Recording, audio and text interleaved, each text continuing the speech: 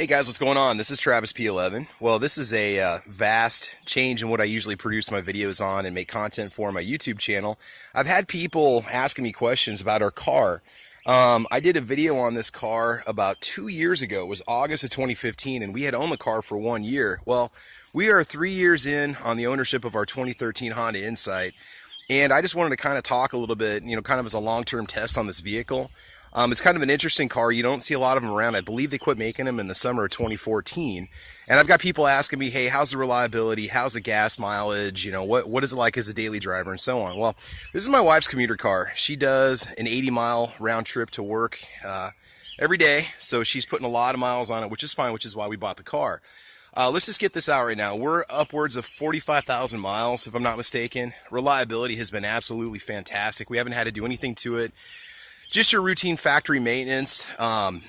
If you do pick up one of these Honda Insights, there's one thing you need to watch out for, and I'll tell you about that in a second. We're still running the original Bridgestone Ecopia tires that came with it. Now, like I said, we're around 45,000 miles, maybe 46. I don't know. We'll check the odometer here in a second. We did put some actual snow tires on it because of her commute. Typically she'll take the Jeep you guys have seen in my videos if it's really bad weather, but those snow tires, man, she got through just about every winter storm she had to go through to get home. And the car's been fantastic, all right? It's held up well body-wise. There's nothing falling apart, nothing falling off of it. It's one of the few Hondas that's still manufactured in Japan that's sold in the U.S. Now, I'm very pro-American on as many products as possible, but when it comes to Hondas, you guys have seen them, those old beat-up Hondas from the 80s or early 90s, some of the ones that were still made in Japan, and they still hold up really well. So, taking a look at the inside here real quick, we'll see how the lighting looks. The inside is pretty comfortable. Climate control system works great. I do have one complaint about it, though. I really wish they would have just given you a backup view monitor, just standard, because of the blind spots in the rear. They're very thick C-pillars, and so I've had a couple occasions where I've been backing up slowly, and I've nearly run people over. I'm not kidding. Like, you won't see them in the corner, and then you start to back up, and boom, they pop up in the rear glass out the back. And so I've had to be really careful while driving this thing. I mean, I back out like like an old grandma. I mean, really, really slow. So let's go ahead and just start it up real quick.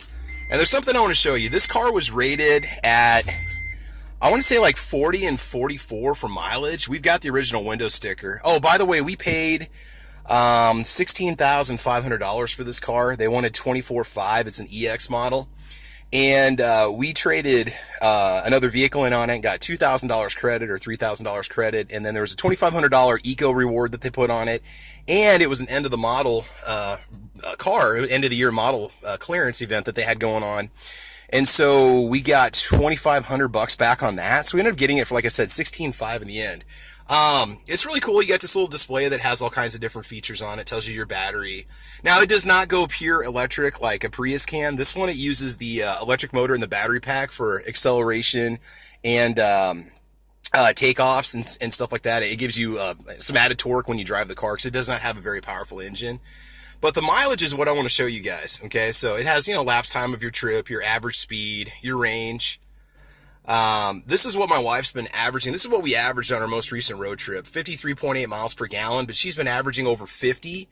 Now, a couple things about that. One, we're running the Ecopia tires, which I've heard some horror stories where people put non-eco tires on their hybrid and their mileage immediately goes down. And two, we run only 87 non-ethanol gas in our vehicles. I'm not opposed to ethanol at all. Me, personally, I could really care less because the industry is going to make it whether you want it or not. But when it comes to just mileage, I've noticed that both my Jeep and the Honda do get better mileage overall just because I think per gallon, standard 87 on ethanol gas contains more potential energy. So not to get scientific, but I tend to get more miles per gallon when I run 87 on ethanol. Granted, I'm paying 30 cents more per gallon for that gas. Now, here's the other thing you might say, well, yeah, you can do that. You can just coast your vehicle to get it up to 53.7 miles per gallon. Okay, let's go to the longer trip odometer. Odometer B, which is 6,935 miles.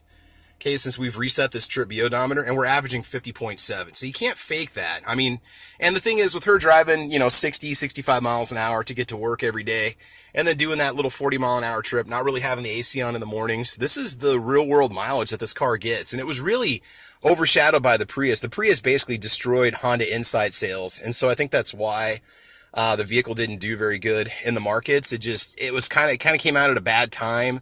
And for what they wanted and what the potential gas mileage was supposed to be, they just, it just didn't really take off as a very popular seller. So I would say pick one up on the used market. If you get a chance to get one, you can usually score these for around $10,000 now. Try to get the EX model with the navigation, because I believe it has a rear backup camera in it. I could be wrong about that, but there's really not a lot of options that these come with. It does have a little eco score monitor that you can get. Another thing too is with oil changes, we do nothing but 0W 20 weight full mobile and synthetic oil changes, which cost me about $65 or $70. But you can go, we usually go 3,000 miles, but you can go, upwards of 4,000 to 5,000 miles on that change depending on your driving. And so I think that oil has definitely contributed to the mileage. Also, we regularly change our own air filters, which another con about this vehicle, you pretty much have to get the air filters online. I can't find them at Advanced Auto Parts or O'Reilly or Walmart, so I just order them off of Amazon. And they cost like, I don't know, like 12 or 13 bucks a piece.